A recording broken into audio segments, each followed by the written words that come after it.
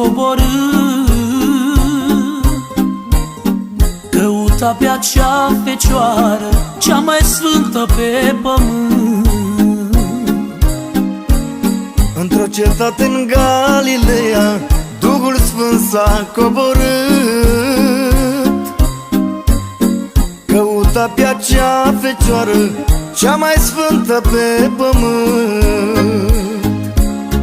Maria, Maria, tu-l vei naște pe Mesia.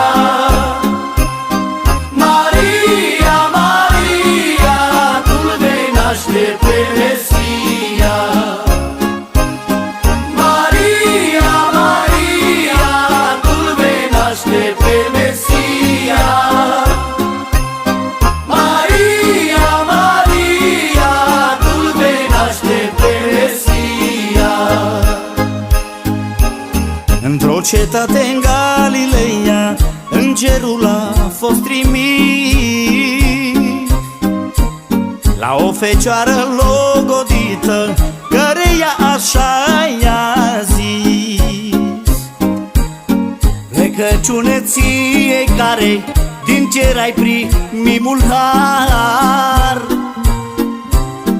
tu-l vei naște pe cel care va învinge la calvar. Maria, Maria, tu-l vei naște pe Mesia. Maria, Maria, tu-l vei naște pe Mesia.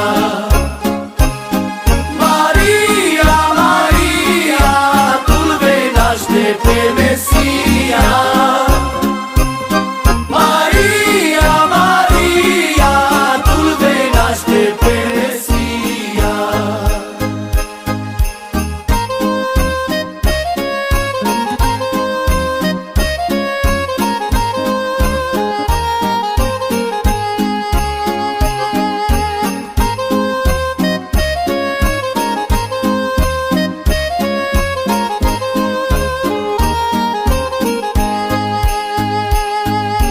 Deschide, gazdă, ușa, că venim a colinda. Asta-i seara Domnului, Că de când umblăm pe afară picioarele ne înghețară. asta-i seara Domnului. Domnul să vă intre în casă, asta-i seara Domnului. Să aveți viață frumoasă, asta-i seara Domnului. Domnul să vă intre în casă, asta-i seara Domnului. Să aveți viață frumoasă, asta-i seara Domnului. Să rămâneți sănătoși, să aveți copii frumoși, Asta-i seara Domnului. să vă dea Domnul sănătate.